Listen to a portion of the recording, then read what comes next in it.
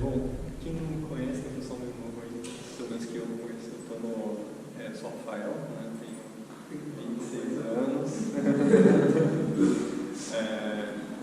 Participei aqui do grupo já faz uns anos, né? Participava da faculdade aqui. E aí eu me formei e acabei entrando no seminário, né? Então hoje estou já no 3º ano do seminário. Formei em arquitetura e entrei logo depois, né? Mas eu tive muita experiência aqui nesse grupo, até o Cardia, me lembro do pessoal aqui, o pessoal um pouco mais velho acabou, cada um seguiu a vocação, assim, né? O pessoal casou, já está com filhos, o que eu entrei no seminário, os outros não. Aí sobrou o Felipe, ele conduziu o grupo. Mas aí sempre quando eu estou de férias aqui, o Felipe pede para falar alguma coisinha, né? E aí ele que deu até a ideia do tema aí, acho que vocês tinham pensado, né? Porque eu sou católico, achei. Porque a igreja católica é verdadeira, né? A única verdadeira. É até um pouco hoje em dia você falar isso já é pessoa. Pretencioso você, né? Como você ousa falar isso? Isso é a única verdadeira. Mas, bom, o que significa isso, né? Então, se a gente vai dizer que eu sou católico, primeiro, então já está assumindo que eu acredito em Deus, né? Creio em Deus. Creio que esse Deus não pode ser indiferente a nós, né? Então vai ter que ter alguma relação de amor. E através dessa relação, isso se concretizou na encarnação, né? Então esse Deus se fez homem em Jesus Cristo. E esse homem, Deus, né? Jesus, fundou uma igreja, né? Então ele não veio aqui só nós foi embora, mas ele fundou uma igreja para perpetuar, né? Toda a sua economia de salvação, que permanece até os dias de hoje, pela sucessão apostólica, na figura do Papa Francisco, dos bispos, né? Então, no fundo, eu sou católico por isso, né? Porque eu estou seguindo, eu estou na igreja que, no fundo, Deus mesmo criou e trouxe até nós, né? Nos ensinou a forma que Ele nos ensinou de amá-lo e segui-lo, né? E buscar a santidade, no fundo. Então, acabou a palestra, não. Mas aí tem um artigo que eu estava lendo, ele dava 7 razões, né? Porque todo mundo deveria ser católico, né?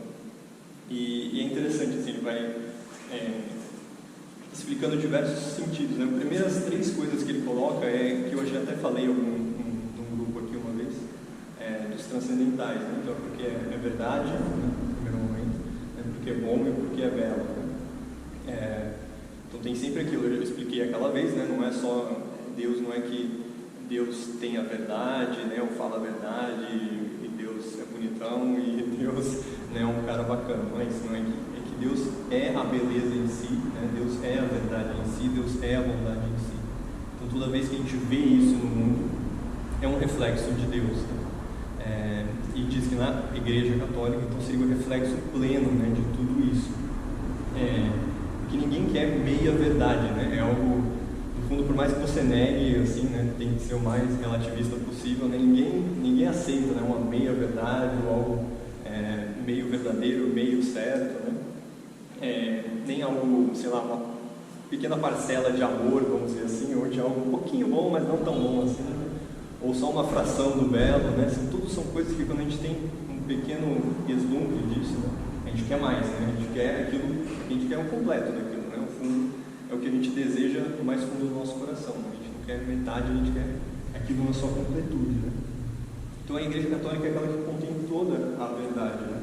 Então a gente consegue ver certas verdades em outras religiões e em outras coisas, né? Mas quem vai ter a plena verdade na sua completude é a Igreja Católica, né? Então, que nem às vezes, sei lá, se pode comparar com o protestantismo, né? Tem várias coisas que eles vão pegar certo, né? do cristianismo e tudo mais, da sua islã e tudo mais, mas eles não vão ter a verdade no seu completo, né? Revelada através de Deus. Então, e aí eu vou dizer algumas até aqui, depois mais para frente, né? Que faz até a Igreja Católica ser única e irrepetível. Olha, não, coisas cruciais, né, que só tem na Igreja Católica. Então, a gente tem, mas de qualquer forma, a gente tem um dever sempre de buscar essa verdade, né? Crescer é um dever, por mais que você, sei lá, foi criado protestante a vida inteira e tudo mais, né? Você fala, olha, não tive outra opção na vida, né? Mas você tem um dever sempre de buscar e questionar cada vez mais essa verdade e ir até onde ela for, ela te levar, né? Um padre uma vez falava, né, que às vezes a gente fica ensinando catequese, sei lá, para o pessoal na crisma, adolescente, passa a fé num nível de maternal, né, para as pessoas, né? E aí depois a gente fica surpreso de, depois que ele amadureceu, né, ele largou a fé da mesma forma que ele largou uma chupeta, né? Vamos dizer assim, ele parou, amadureceu, né? Os nossos interesses, nossa compreensão vai crescendo, né? Então mesmo se você foi criado católico e tudo mais, educado e tudo mais, você tem sempre, né, que estudar e buscar cada vez mais aumentar, né, o seu conhecimento da fé, conforme você vai aumentando o seu conhecimento sobre a vida, sobre, sei lá, o que você estuda na faculdade, né, e trabalho, etc. Isso tem que ser algo gradual e acompanhar, né, o seu nível de conhecimento, senão naturalmente, né, a pessoa vai largar a fé, né? Muitos hoje em dia na universidade, o pessoal largou a fé e às vezes nem questionou muito, né, nem se perguntou, nunca fez um grande questionamento de buscar a verdade, só largou a religião realmente como se fosse algo infantil, né, bobo, igual dizer que Papai Noel existe, né, já superei isso, né. Por quê, né? Porque não amadureceram o seu conhecimento da fé, não fizeram essa busca sincera, na verdade.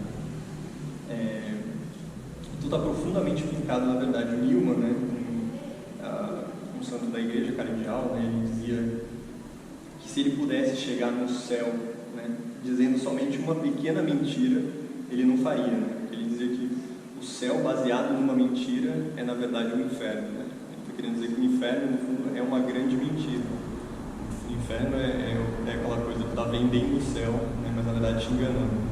Então aqui sim você vai ser feliz, verdadeiramente livre, é a sua felicidade, você define a sua liberdade e tudo mais, né? Isso no fundo é um inferno, né? Prometendo que você vai ser feliz, né?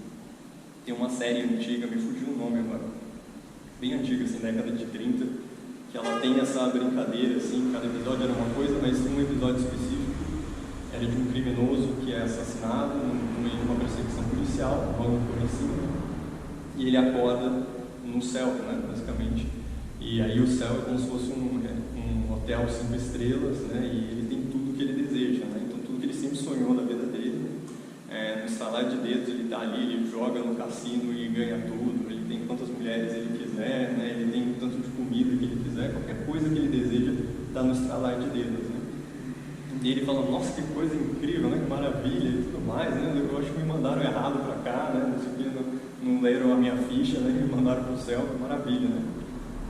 E aí vai se passando o tempo, né, ao longo desse período, ele nesse assim, tudo mais, ele começa no fundo a ficar entediado, né, recebendo tudo que ele quer, né, o dinheiro ali não tem mais graça, porque, bom, já tem tudo ali, o que adianta comprar, já tem todo o poder, né. Os relacionamentos que ele tinha não tinha nenhuma profundidade, porque não tinha amor nem nada, tudo, né, uma coisa superficial, carnal. As comidas também começavam a perder o sabor, tudo começava a cair numa monotonia, e aí no fim, né, do episódio, conversando com o mordomo, o chefe ali, ele acaba descobrindo que estava no inferno, na verdade, né? E ele vive, né, condenado, mas de certa forma a condenação dele foi simplesmente ganhar tudo que ele sempre desejou na vida. Você tem isso pro resto da vida, ó, é isso, né? Acabou, é isso que você deseja. E ele se tornou uma pessoa profundamente infeliz, né, entediada, sem nenhum prazer de verdade, né, profundo na vida. Então, é um pouco isso, né? A igreja desafia a gente exatamente não para mata os seus desejos, reprime, não sei o que às vezes passam, né, para a gente essa ideia, mas é o contrário, né? Siga os desejos mais profundos que você tem, né? Deus e a sua igreja conhecem os desejos mais profundos que nós temos, né? Então, às vezes, quando tem um ensinamento mais duro, é exatamente para querer direcionar a gente para um desejo maior, mais profundo, né? E não só aquela nossa imediatismo de quero satisfazer isso agora, não sei o que, né? É quase como se ela conhecesse a nós melhor que nós mesmos, né? E naquela série ele brincava como se o cara estivesse descobrindo isso só no inferno, né? No fim da vida. E na Bíblia tem muito isso, então a ideia da verdade na Bíblia é a aletheia, né, que ele usa, não aquele canalzinho lá, né? Mas a palavra grega, né, de verdade, que tem sempre uma ligação com ser justo, né? Então não é só a verdade no conhecimento, mas também uma ligação com a moral, né? Se você realmente acredita na verdade, isso muda a forma de como você é, né? De quem você é, como você começa a agir, né? Então tem uma coisa interior que também se exterioriza, né, nas suas ações, no seu dia a dia, né? Tanto que São Paulo vai até comparar, né, o oposto da verdade, não com mentira, mas com injustiça, né? porque tem muito essa convicção, né? Quando você aceita a verdade, você muda quem você é, né? No fundo. E a gente vê até isso, muitas pessoas que deixam a igreja, às vezes católica e tudo mais, depende do cara largou, você pode reparar, né, sempre antes dela largar a igreja do ponto de vista intelectual, tem algum erro imoral na vida dela, tem algum pecado que ela não quis largar, né, ou que ela caiu de novo, e aí para justificar essa vida, esse estilo de vida, né, essa ação, ela começa a querer mudar a igreja em si, falar, não, essa igreja está errada, né, ou mudar até a própria verdade, né, para justificar as ações que ela está tendo. Mas sempre começa, a maioria das vezes, né, cada caso é um caso, mas a grande maioria sempre a pessoa largou porque começou a cometer algum pecado, algum ato imoral e que entra em conflito com o que a igreja ensina. E às vezes é mais fácil ela falar, não, saber isso daí é uma besteira, do que ela mudar ela mesma, se conformar com aquela verdade. Então, na Bíblia a gente tem isso, né? Sempre a verdade está muito relacionada com quem nós somos. Na igreja que a gente vai encontrar essa plena verdade que vai nos modelar para a santidade. O quarto ponto, então eu dava esses três pontos. O quarto ponto é os fatos da igreja, né? Os fatos da história comprovam, que é o que eu falei, a sucessão apostólica. Às vezes a gente toma meio, não dá tanta atenção para isso, fala, sei lá, o Papa Francisco é o São Pedro é o Papa, né? O primeiro Papa e tudo mais, a gente não dá tanta bola para isso, acho que é só um nomezinho que a igreja dá. Mas isso, na verdade, é um fato histórico, né, comprovado. A gente tem uma linha aí de sucessão apostólica de 260, mais de 260 papas, né, que vai de Pedro até Francisco, os dias de hoje. Né? Isso significa, né, que, no fundo, quem fundou a nossa igreja, né, não foi um cara 50 anos atrás, né, que um empresário milionário falou, não, agora eu vou abrir uma igreja. Muito menos na Reforma Protestante, que estão falando agora, a gente vai ter a igreja verdadeira de Cristo. Mas foi há mais de 2000 anos atrás pelo próprio Cristo, né? Na figura de Pedro e de todos os outros apóstolos.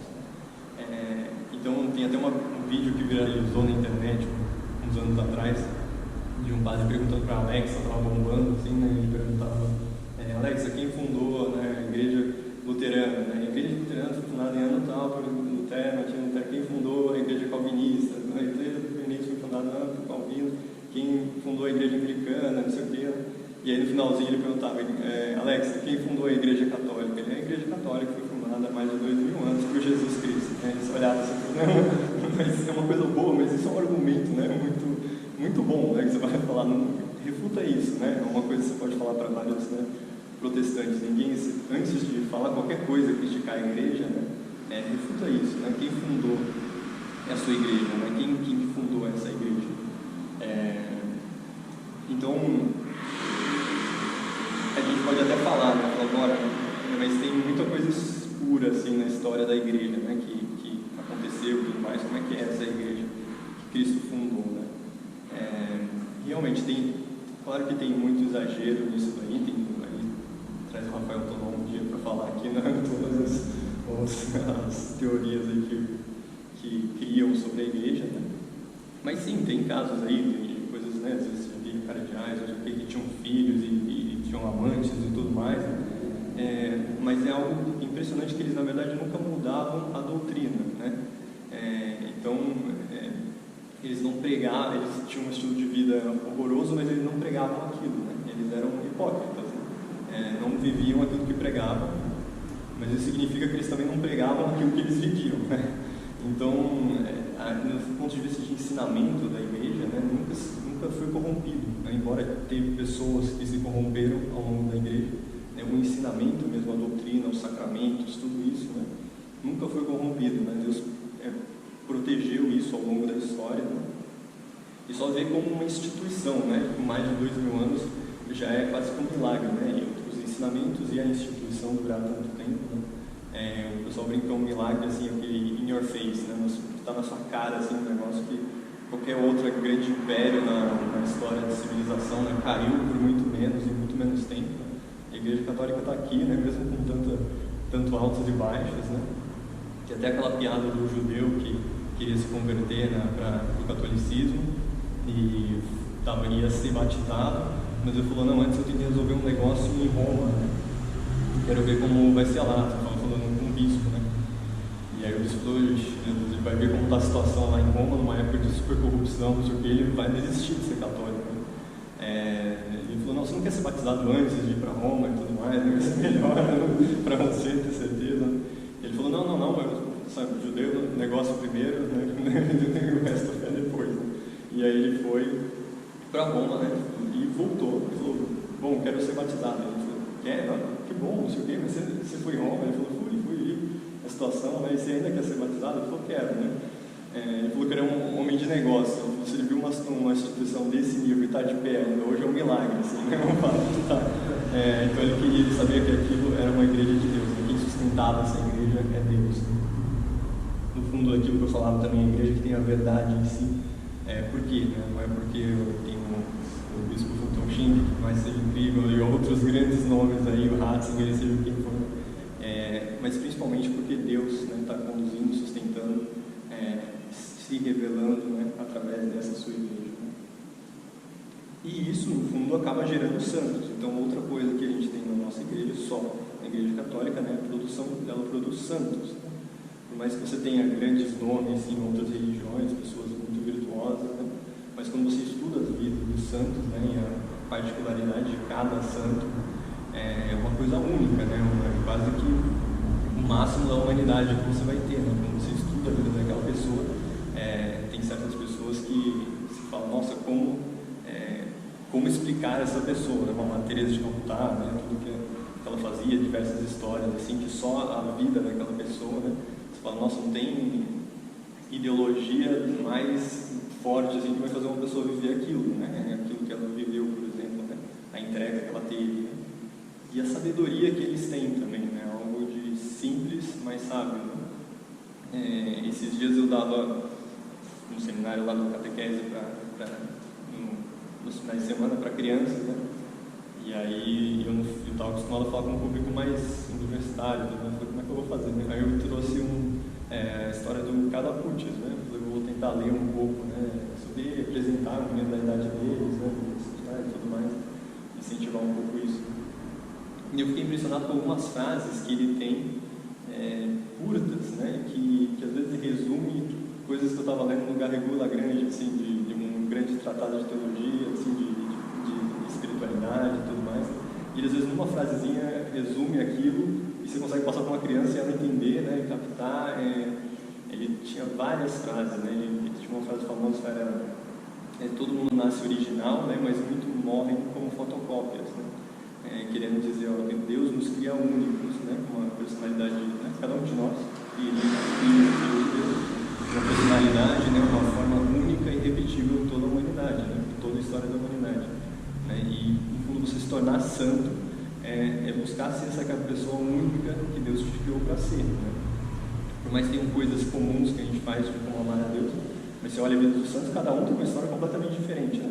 Cada um se torna essa pessoa, você olha até e fala, nossa, qual que é a regra aí? Porque é muito difícil, né? Cada um segue temperamentos diferentes, mas embora tenham coisas em comum, né? Óbvio, assim, igreja, eucaristia, as vidas de oração, roteiros, mariana, etc. Mas o resultado disso, né, cada um é uma coisa única. Né? E a Lacutis, um menino lá, quando escreveu isso, quando a gente tinha uns 12 anos, 13 anos, já tinha tido essa noção, né? Já tinha essa ideia. Muitas coisas da Eucaristia também, que às vezes eu tentava explicar para as crianças várias vezes, porque a Eucaristia era o corpo de Cristo e tudo mais, né? Aí eu jogava uma frasezinha dele, assim, falando da Eucaristia, bom, já era. As crianças pegavam, gravavam na cabeça e ficavam. Então, essa sabedoria dos santos, né? Eu já falar de vários outros, né? Pequenas coisas simples têm uma compreensão que no fundo vem de Deus. Né? Bom, eu ia falar também do purgatório, mas aí acho que vai puxar muito tempo, não sei quanto tempo a gente tem. Mas no fundo também, então, quando a gente produz santos, né, é a igreja que te leva para o céu, né? Então, você vai conseguir caminhar certamente, né, em direção ao céu, através dos sacramentos, tudo que a gente tem, todas as instituições que a igreja vai colocando, né, como método de salvação, que todas vieram de Cristo, né, do próprio Deus, como ele pensou. Então você tem como a gente falou, a verdade, a bondade e a beleza. Quando você tem junto a verdade e a bondade, você tem algo belo, né? E essa beleza sempre gera uma alegria, né? Por isso que a gente vê na vida de vários santos, uma alegria, às vezes, que é incomparável com qualquer outra coisa que a gente tem no mundo. Tinha um documentário famoso esses dias aí de uma, não é santa, mas morreu com fama de santidade, né? Uma irmã, Claire Crockett, não sei se vocês já viram esse documentário, e ela faleceu em 2016, né? Uma irmã com 33 anos, assim, que ia ser artista, trabalhou em Hollywood e tudo mais, acabou largando tudo para se tornar uma irmã, né? E acabou morrendo num terremoto no Equador, né? Cuidando ali de música. E aí tem um documentário que mostra a vida dela. Às vezes vale a pena um dia passar aqui, o pessoal te manda o link. Mas é interessante como ela tem uma personalidade muito cativante, né? Tem na mesa paralela, só para... Ah, é? Você daí? Só para fazer um trabalho. Então, aí tem isso daí vale a pena fazer um cinema. É muito bom. Então, no próximo aí já tem que marcar. E o que marca, né, sabendo esse documentário, é quando você vê o sorriso dela, o jeito dela falar, né, se expressar, até porque ela estava bem artístico, né, então é muito expressivo. E quebra muito com a ideia que às vezes passa também de uma irmãzinha, né, fechada, rabugenta, é exatamente o oposto, né, uma moça alegre, brincalhona, né, faz careta e não sei o que, e cativa também todas as pessoas que estão próximas dela. Né. Por quê? Porque no fundo é esse reflexo dessa vida coerente com aquilo que Deus quer para você. Né. É uma felicidade que você nunca veria no céu daquele cara, daquele criminoso que eu falei naquela série. Ele nunca vai ver um sorriso naquele, né, quando você vê uma moça muito bonita, mas o jeito, né, das expressões dela, o sorriso dela, você vê que é uma beleza interior também, né, que faz ela ficar muito mais bonita do que ela é só exteriormente. Enfim, né, a gente, só para fechar, né, a igreja, como eu falei, é a única que tem essa, que a gente pode falar que Cristo fundou, e é a única que realmente afirma na Eucaristia, né, ser o verdadeiro corpo e sangue de Cristo, né? Afirma nessa literalidade, né? E espanto que causa, né? Outras religiões às vezes falam que tem a Eucaristia, mas sempre um símbolo, né? Uma representação. Só na Igreja Católica a gente fala, né? É verdadeiramente o corpo e sangue de Cristo, né? Ajoelha aí porque é Deus na sua frente, sabe? E foi com essa literalidade, né, que Jesus falou, né, para os seus discípulos, quando a gente vê nas leituras bíblicas. Ele começa a apresentar muitos discípulos, né? Você tinha os apóstolos e discípulos. Né? Muitos discípulos começam a se afastar quando ele afirma isso, né? Este é o meu corpo, vocês vão ter que comer, né? Este é o meu sangue, vocês vão ter que beber, fazer isso em minha memória. Né? Muitos acabam se afastando de Jesus, né? E Jesus não fala, não, peraí, vocês não entenderam errado, é um símbolo, né? Não, eles não falam isso, né? Ele volta e ele reafirma, não, se você não comer, né, ele usa até um verbo que às vezes é mais firme, né, de comer, né, realmente segurar na sua boca, né, e não beber, né, você não vai ter vida eterna. Né. E não só isso, mas ele ainda apontou para os apóstolos, né, que eram os 12 escolhidos, os que iriam fundar a sua igreja, né, e vendo os discípulos saindo, né, ele falou, vocês querem ir também? Né. Quase que querendo dizer, olha, isso é tão importante, é tão crucial que se eu for fundar minha igreja sem isso, não vai valer de nada, né? Então, se você discorda disso, cai fora, né? Então, ele já estava ali, aí Pedro fala, né, quem iremos só tu tens palavras de vida eterna, assim, e provou o seu valor verificado. Então, a única igreja que tem até hoje, que realmente mostra essa brutalidade, vamos dizer assim, do jeito que Jesus falou, sem comprometer nada, é na Igreja Católica. E é nela que nós temos a Eucaristia, o zelo eucarístico. Então, acho que esse é um pouco dos principais, tem muitos outros, mas do porquê a gente é católico, né? Por que a Igreja Católica é verdadeira. São coisas muito estruturantes, né, que a gente não pode se dar o luxo de só falar, não vou ver isso, né? Não vou pesquisar. E aí, no fundo, tem muitas histórias de conversão que são assim, a pessoa simplesmente procurou a verdade, né, começou a buscar a verdade, e às vezes fez todo esse processo que eu falei no começo, né? A pessoa começou ateu, né, viu que Deus existe, e começou a ver que, olha, esse Deus tem que se revelar a nós de alguma forma, né? Deus tem uma força cósmica diferente, né? Começou a ver que ele se fez homem em Jesus Cristo, né? E através de Jesus Cristo ele está presente na sua igreja até hoje. Então, acho que era um pouco isso. Se alguém tem alguma pergunta, porque às vezes tem umas perguntas de filosofia pesada, não é? fique à vontade. Pode ser difícil, mas Você ia falar purgatório, era uma coisa que às vezes tem, é porque eu lembrei dos protestantes, né, que às vezes tem questiona um pouco isso, né, do purgatório, que às vezes são pessoas, mas a ideia do purgatório é que a igreja é um ensinamento da igreja católica, né, que nem todo mundo consegue, a gente falou, é uma exigência, vamos dizer, que Jesus faz a gente ser santos, né, não é uma opção, né, mas é um pedido, quando você vai ao Sermão da Montanha, né, ele está pedindo exatamente para a gente ser santo. Mas nem todo mundo consegue chegar lá, né? Eu pelo menos, isso é difícil, mas quando a gente, né, morre e não chegou à santidade, né, para entrar seguindo e entrar no céu, né, a gente passa pelo purgatório, que a igreja fala. Então o cara não foi uma matéria de faculdade, mas ele também não foi lá que pessoa tão horrível assim, né? Mas, então aí a gente tem um purgatório, que é um período de expiação, né, por limpar, vamos dizer, os nossos pecados, as nossas faltas, né? Para poder entrar no céu, né? Então pessoas são salvas, né? Mas ela precisa passar por esse período, né, de purificação, que às vezes a igreja sempre mostrou como algo doloroso, né? Não é porque às vezes a gente vê as imagens da nutrição mental, ficar sendo chicotado lá, não. É porque você ordenar de certa forma a sua vida, né, para uma vida de santidade, às vezes é um processo doloroso, né? Pensa uma pessoa que é muito orgulhosa, né, soberba e tudo mais, nos piores pecados, né? Quando para ela crescer em humildade, muitas vezes ela tem que passar por uma humilhação, né? Ela tem que bater a cabeça uma hora e perceber que, nossa, eu não sou tudo isso, né? E isso é doloroso, né? Uma coisa, então, às vezes é um exemplo de uma coisa pequena que acontece com a gente na vida, né, no dia a dia. No purgatório vai ser isso mais vezes, né? E vai purificar a gente completamente, né? Tinha um autor até que dizia que se a gente visse, né, quem nós fomos feitos para ser, né, no céu, a gente ia se ajoelhar e cometer idolatria, né? A gente ia adorar aquela imagem tão bela, tão grande que seria, né? Por isso que Deus às vezes não mostra isso para a gente. Então o purgatório é realmente esse período de realmente purificar, né, limpar, para a gente se tornar essa pessoa, né, que Deus quer que a gente se torne.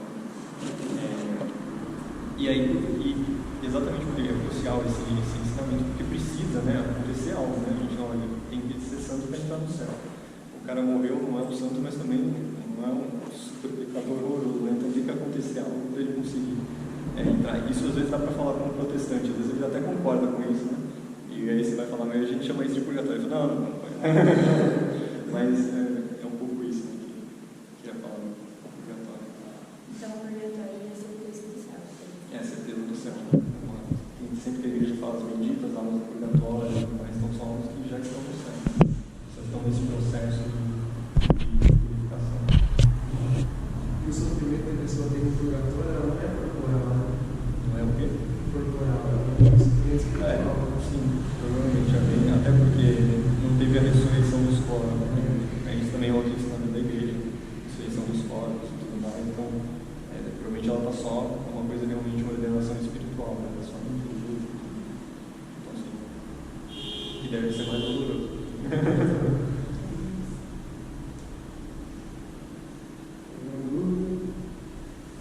E aí?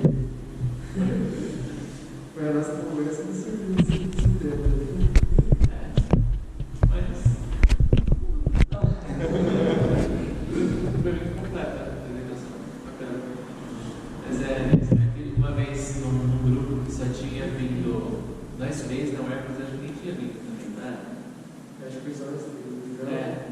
Aí a gente foi para uma pizzaria depois, aí a gente estava assim na mesa, eu estava pensando assim, tava o assunto tinha morrido. Aí pensando assim, virei para eles e perguntei, deixa eu perguntar uma coisa para vocês. Se eu não fosse católico, eu virasse para vocês e perguntasse, por que vocês são católicos? Por que vocês iam responder? Aí eles, não sei. Porque é muito difícil, já perguntaram para mim também. Eu falei, caraca, bicho. Acho que foi lá na Rabena, né? A última vez que foi lá, né? Fui na Rabena. E aí, já perguntaram isso para mim, e eu fiquei meio assim, cara, eu expliquei para ele, né, olha, acredito em Deus, porque do nada bem, então o universo é uma origem, tem que ter tido um criador e tal, né, expliquei também um pouco, às vezes eu também entro você olha para o corpo humano, você vê claramente que foi feito por inteligência e tudo mais.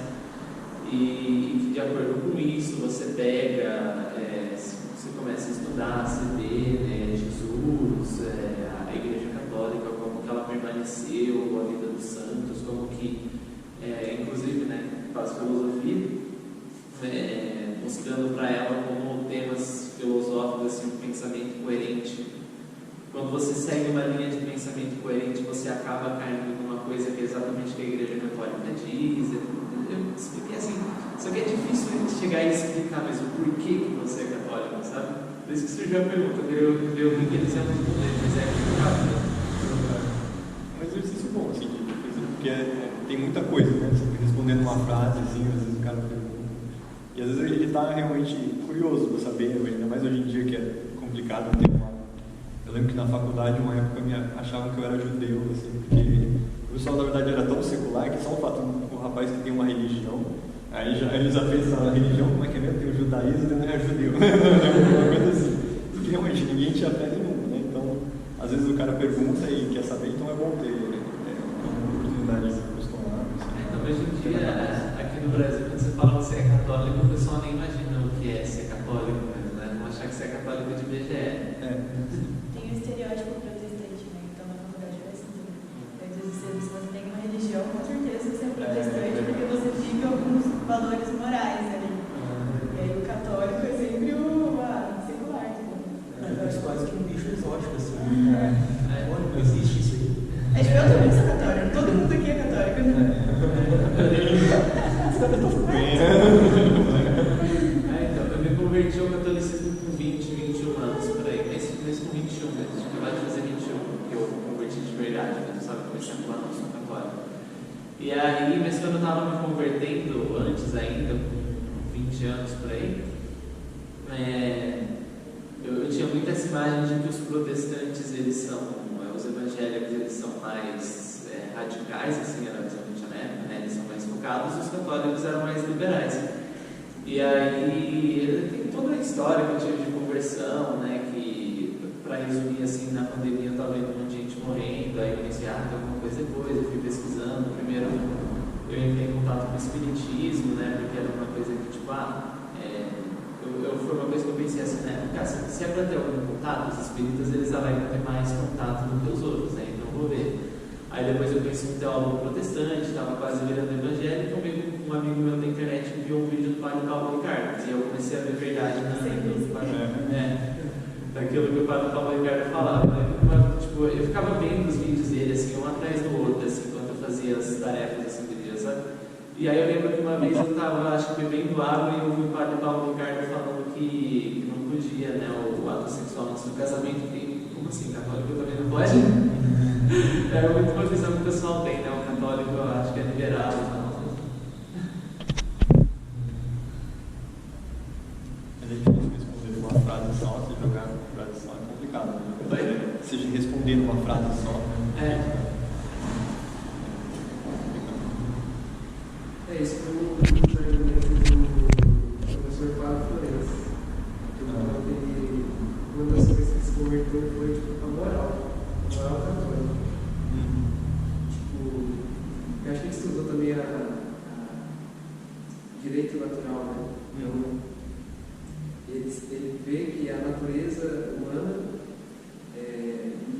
os mandamentos, né, que a Igreja Católica mostrou para a gente, né, vê que tem muita ligação. Entendeu? A gente não foi feito para pecar, né? A gente não valoriza tanto, né? Mas hoje até a civilização ocidental toda foi muito fundada na moral cristã, né? Católica.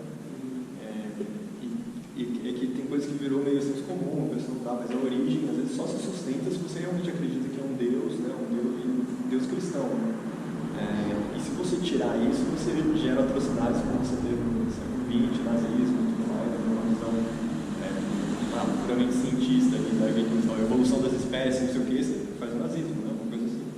É só, e não tem nada lógico ou científico que comprove, né, essa moral católica, né, cristã.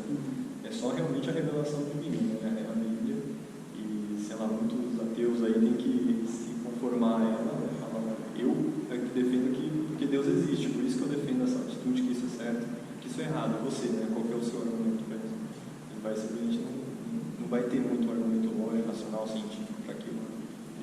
nossa, não, eu sigo o que vocês têm também. Você vê que a moral católica também é sempre uma coisa que parece que tem dentro da gente, né? Porque estudando filosofia a gente tende a problematizar muita coisa, né? Se você faz filosofia também, você sabe, né? Você começa a pensar, não, calma, será que a gente tem livre-arbítrio mesmo? O que seria responsabilidade? O que seria liberdade de escolha? Responsabilidade das decisões? Aí você começa a pensar, estudar, e aí você vai quebrando a cabeça, quando você chega numa resposta, você fala, cara, a Igreja Católica já falou isso.